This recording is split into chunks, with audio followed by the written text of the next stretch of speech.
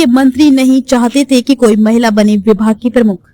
IAS Manisha Patankar मेहसकर का आरोप। वरिष्ठ आईएएस अधिकारी मनीषा पाटणकर मेहसकर द्वारा लगाए गए आरोपों ने महाराष्ट्र के राजनीतिक और प्रशासनिक हलकों में काफी हलचल मचा दी है।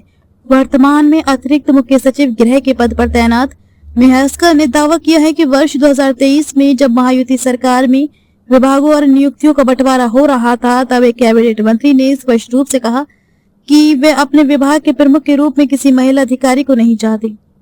मेहसकर ने ये खुलासा दिल्ली में हो रहे महिला सिविल सेवकों के एक साहित्यिक सम्मेलन के लिए प्रकाशित स्मारिका में दिए गए इंटरव्यू में किया। उस समय एकनाथ शिंदे के नेतृत्व वाली महायुति सरकार शिवसेना, भाजपा और एनसीपी सत्ता में थी। मेहसकर ने कहा कि मेरे 33 वर्षों के करियर में ऐसा केवल एक बार हुआ। 2023 में सरकार बनने के बाद जब अधिकारियों की पोस्टिंग हो रही थी, तब एक नेता ने कहा कि वे नहीं चाहते कि कोई महिला अधिकारी उनके विभाग को चलाए और मुझे नजरअंदाज कर दिया गया। ये टिप्पणी इसलिए ज्यादा चर्चा में आई क्योंकि महायुति सरकार महिलाओं को बढ़ावा देने का दावा करती है।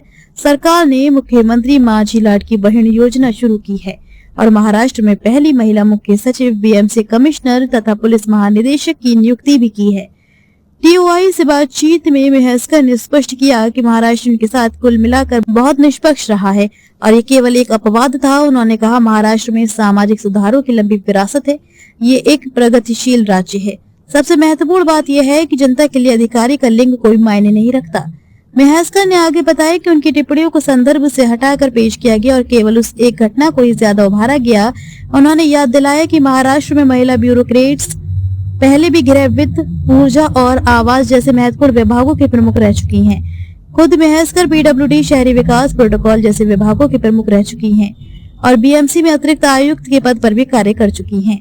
मेहसकर ने कहा कि जब उन्होंने सेवा में प्रवेश किया था, उस समय की तुलना में आज आईएएस में महिलाओं की संख्या कहीं ज्यादा है।